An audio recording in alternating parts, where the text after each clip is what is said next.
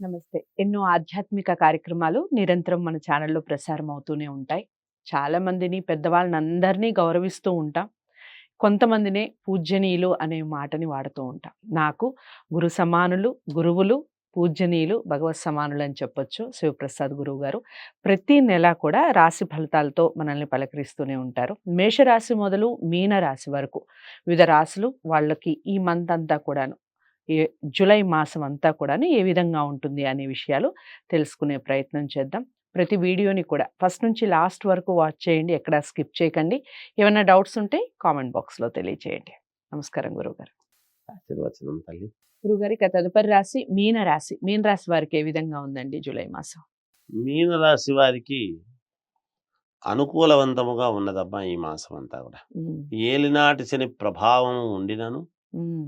రాహువు అక్కడే ఉండేటువంటి దాని వల్లను హ్మ్. అయినా కూడా ఈ రాశి వాళ్లకు చాలా అనుకూలముగా ఉన్నది. హ్మ్. వీళ్ళు చేపట్టినటువంటి పనులన్నీ కూడా ఊహించిన దానికంటే ఎక్కువగా చేసుకోవటం ఓకే. అనుకూలంగా. హ్మ్. అలాగే అధిక లాభాలను పొందటం, హ్మ్. ఆరోగ్య విషయంలో ఉత్సాహంగా ఉండటం, హ్మ్. పాత మిత్రులను కలుసుకొని విందు వినోద కార్యక్రమాలలో పాల్గొనటం, హ్మ్. ఎప్పటినుంచో కావాలి అనుకున్నటువంటి పనులు హ్మ్. చేజిక్కించుకోవటం, హ్మ్.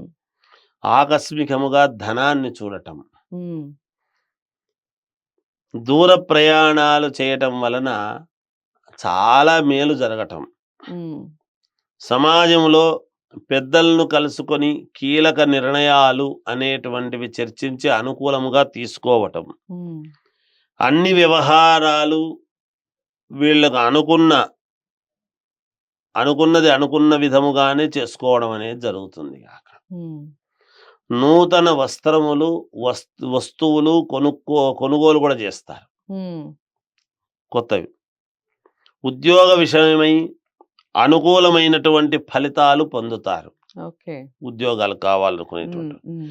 వ్యాపారపరముగా నూతన ఆలోచనలు ఆచరణలో పెట్టి దాని వెంటనే ఫలితం కూడా ఇలా ఉండబోతుంది అని వచ్చేటువంటి విధముగా వీళ్ళు అనుకూలం చేసుకుంటున్నారు. హ్మ్. సమాజములో కీర్తి ప్రతిష్టలు పెరుగుతాయి. ఇది ఓకే. ఈ రాశి. అంతా బావుంది. ఈ రాశి వారికి ఆహా. కూడాను. ఇక దైవారాధన అలాగే దిక్కులు రంగుల విషయం చెప్పండి గురువుగారు. దైవారాధన అనేటప్పటికీ దుర్గా అమ్మవారిని ఆరాధించటము వీళ్ళకు చాలా మేలు. హ్మ్. అమ్మవారిని. హ్మ్. ఇక రంగుల విషయానికి వచ్చేటప్పటికి వైట్ ఎక్కువగా వేసుకోవటం అనేటువంటిది చాలా శ్రేయోదాయకం. హ్మ్. ఇక దిక్కులు అన్ని దిక్కులు పనికొస్తాయి గాక. ఓకే. హ్మ్. చాలా చెప్పారు. ఈ మాసం ఎల్నాటి శని ఉన్నప్పటికీ మీన రాశి వారికి ఈ మాసం అంతా చాలా అనుకూలంగా ఉంటుంది. ఇక మీరు అనుకున్నవి అనుకున్నట్టుగా 100% జరగాలి అనుకుంటే దుర్గా అమ్మవారిని ఎక్కువగా ఆరాధించటం, వైట్ కలర్‌ని ఎక్కువగా వేసుకునే ప్రయత్నం చేయండి. అన్ని దిక్కులు కలిసొస్తాయి. ఏదేమైనప్పటికీ ప్రతి రాశికి సంబంధించి చెప్తూనే ఉన్నాను. జాతకాల్ని పరిశీలించుకొని దానికి తగ్గ పరిహారాలు చేసుకుంటేనే సత్ఫలితాలుంటాయి. వ్యక్తిగత జాతకాలను పరిశీలించుకోవాలి అనుకుంటే స్క్రీన్ మీద కనపడే నెంబర్‌కి కాల్ చేయండి.